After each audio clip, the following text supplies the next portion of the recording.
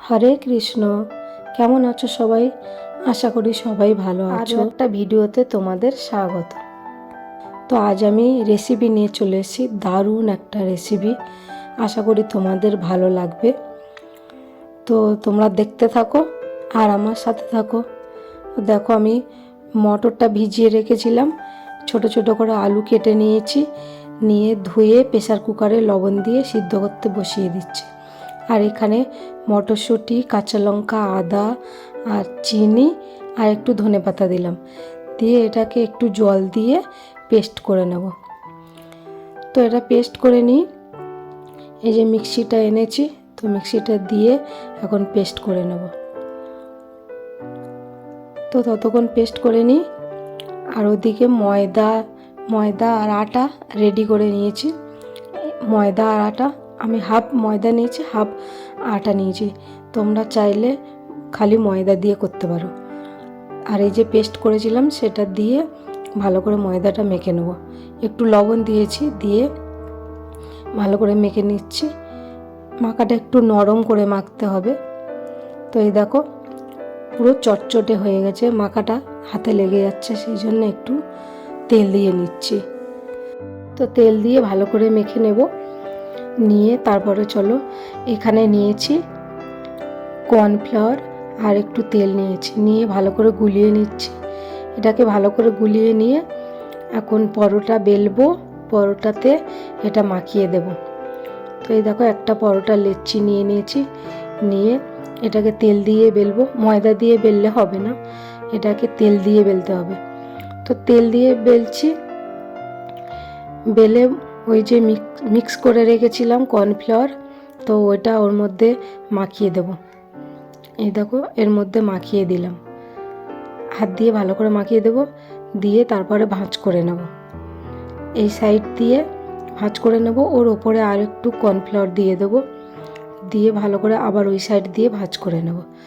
ভাঁজ করে তারপরে এই দেখো, এইভাবে ভাঁজ করে নেব। সব দিকে একটু করে কর্নফ্লাওয়ার দিয়ে দিতে হবে। তো দেখো, এরকম ভাঁজ করে সবগুলো বানিয়ে নিয়েছি। তো দেখো কত সুন্দর দেখতে লাগছে। তারপর চলে এসেছি বেলে নিতে।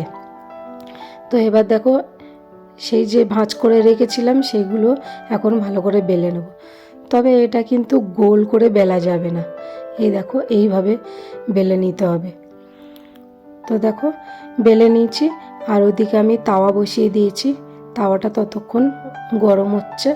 তো দেখো, বেলা হয়ে গেছে, এখন তাওয়ার মধ্যে দিয়ে দিচ্ছি। এই দেখো, দিয়ে অল্প অল্প তেল দিয়ে ভালো করে পরোটাগুলো ভেজে নেব। তো এই পরোটাটা এত সুন্দর হয়েছে না, মানে কি বলবো, তোমরা না বানিয়ে খেলে বুঝতে পারবে না। এই দেখো কত সুন্দর হচ্ছে, আর কি সফট, কি নরম, খুব দারুণ হয়েছে। দেখতে যেমন সুন্দর, খেতেও তেমন সুন্দর হয়েছে।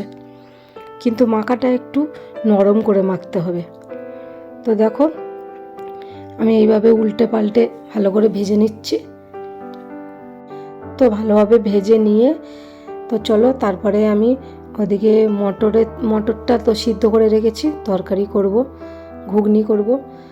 তো দেখো, আমার ভাজা হয়ে গেছে। এই দেখো কত সুন্দর দেখতে লাগছে, দেখো দারুণ হয়েছে না?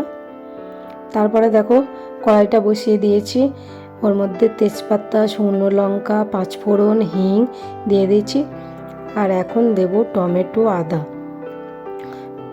আদাটা দিয়ে দিলাম, একটু ভাজা ভাজা করে নিয়ে তারপরে ওর মধ্যে হলুদ গুঁড়ো, লঙ্কার গুঁড়ো, একটু জল দিয়ে ভালো করে মশলাটা কষিয়ে নিয়েছি। এই দেখো, মশলাটা কষানো হয়ে গেছে। তারপর একটু গরম মশলা আর একটু জিরে ভেজে গুঁড়ো করে রেখেছিলাম, সেটাকে একটু দিয়ে দিলাম। দিয়ে ওই যে মটরগুলো সিদ্ধ করে রেখেছিলাম এগুলো দিয়ে দিলাম, মটর আর আলু। তো একটু কষিয়ে নিয়ে তারপরে জল দিয়ে দেবো। তো একটু ভালো করে কষিয়ে নিলাম, নিয়ে এখন জল দিয়ে দিলাম। তো জল দিয়ে ঢাকা দিয়ে দেব। এ দেখো, জল দিয়ে দিলাম, দিয়ে এখন ঢাকা দিয়ে দেব।